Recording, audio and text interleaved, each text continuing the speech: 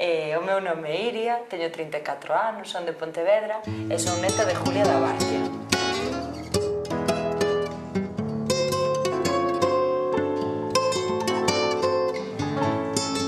Pois Julia da Barcia é a miña avoa, que vivía na Barcia, un lugar de Xeve, no concello de Pontevedra.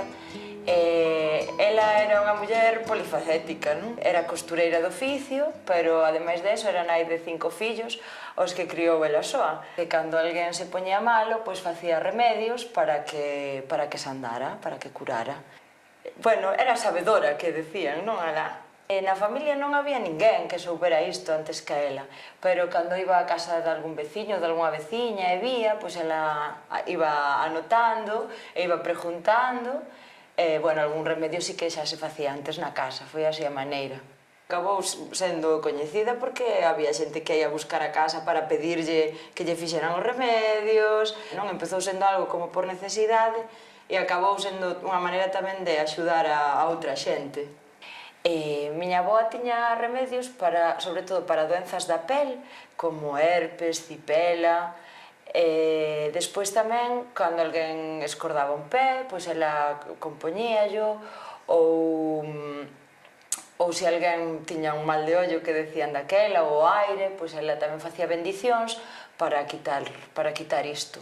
E dixenlle, abuela, eu quero aprender. E ela dixeme, bueno, pois ves un día, trae papel e boli, e eu enséñoche. E entón, ali, eu xa vira moitas veces facelo, pero nunca anotara nada, non? Entón un día fun para a súa casa, con a miña libretiña e un boli, e ali pasamos a tarde e ensinoume. Mesturaba a parte religiosa con unhas palabras que ela aprendeu, non? Entón, os remedios sempre empezaban presinándose, e mentras fai o remedio ela decía que había que estar en absoluto silencio, que se en algún momento te engañabas tiñas que volver a empezar de cero, non valía, non?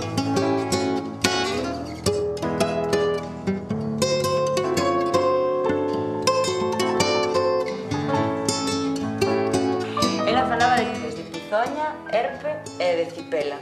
E entón, bueno, eu non sabía desto, fun anotando, e entón dábame como a descripción de cada unha. A pizoña era vermella e hinchaba a pele, picaba.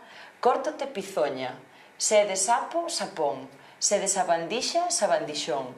Se de culebra, culebrón. Se de araña, arañón. Se de abella, abellón. E se de bicho, bichón. E logo rezaba un Padre Nuestro, un Ave María e un Gloria. E repetíao 9 veces, durante 9 días. E se empezabas un venres, decía que con 3 xa valía, porque como a fin de semana era santa. E isto facía cun coitelo, tiña que ter o mango de pau e iba cortando, sen facer ferida, pero iba facendo cruces sobre a pizoña, e con aceite de oliva. A da cipela facía con fiuncho con auga da fonte, non valía a auga da casa, había que ir por ela. Pedro Pablo foi a Roma, Pedro Pablo foi e veu. 3 Marías se encontrou.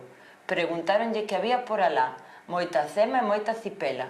Bendecido con perexil do monte e auga da fonte. En el nombre de Dios e la Virgen María, un Padre Nuestro e un Ave María. E despois tamén rezaba o Gloria. Así 9 veces durante 9 días, sempre o número 9 andaba aí polo medio.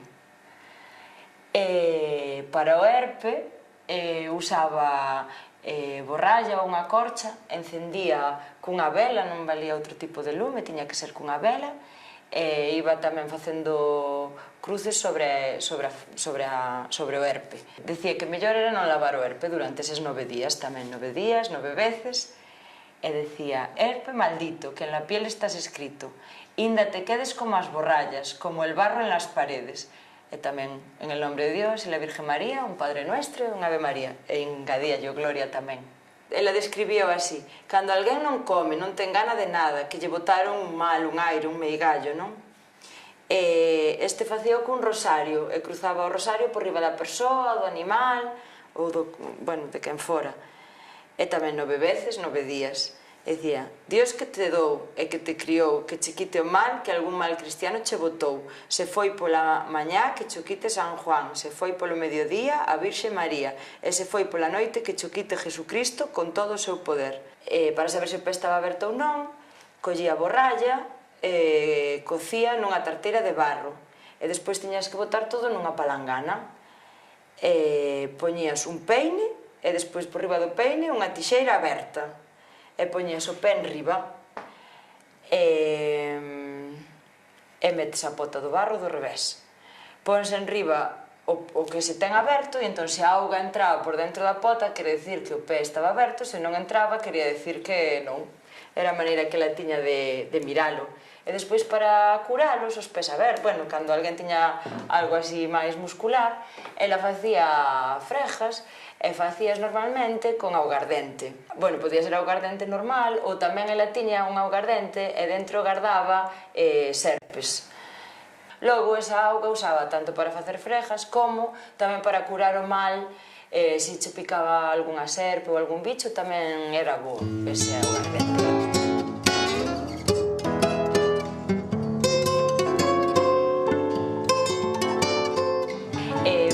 Miña abuela tamén usaba remedios naturais, con ervas e así.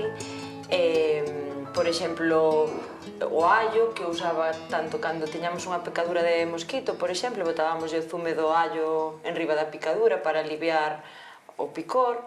E tamén o poñíamos aquí na gorxa cando tiñamos lombrices de pequenos, para non rillar os dentes de noite. Tamén para as lombrices usábamos a ruda, que a poñíamos debaixo da almofada cando dormíamos. Por exemplo, cando tiñamos tos, poñíanos a cebola ao lado da cama. Tamén facía vapores con eucalipto e con outras plantas. Por exemplo, se che picaba unha abella, poñíamos un coitelo, a folla dun coitelo frío, e tamén, bueno, ela dáballe en forma de cruz, pero, bueno, o frío facía o seu aquel. Pois eu agora teño todo guardado na miña libreta, bueno, e tamén están na cachola das persoas que o compartimos con ela, claro.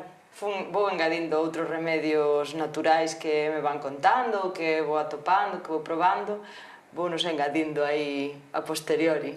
Entón, sigue sendo a miña libretiña dos remedios.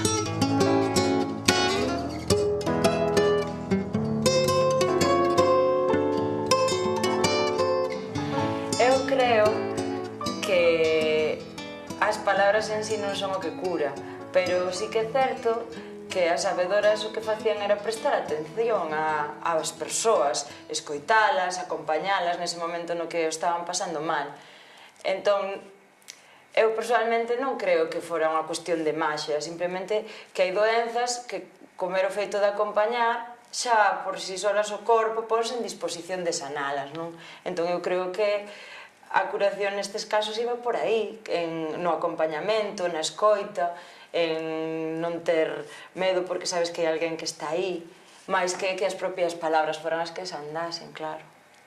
Para min, a nivel personal, a utilidade que tiveron foi sensibilizarme nunha maneira de sanar e de curar moito máis natural, sin ter que recurrir sempre á química, que dende logo ten a súa funcionalidade e cando hai que recurrir a ela, pois, sin ningún problema, porque para eso está, pero como que isto é unha maneira tamén de previr, de poder estar sano e tamén de axudar a estar mellor. Entón, nese sentido, para min teñen esa valía. E despois, as palabras son patrimonio noso, son parte de nós. Entón, inda que hoxe en día non teñan en sí o poder de curar, sí que nos din moito do que somos, non? Se a un neno lle decimos sana, sana, culito de rana, por que non habemos de utilizar en lugar disto as nosas palabras, non? Que ao final é o mesmo, é darlle ao neno a confianza de que o que pasa non é tan grave e que vai pasar, que vais andar. Entón, bueno, nese sentido, creo que aí está a utilidade para min.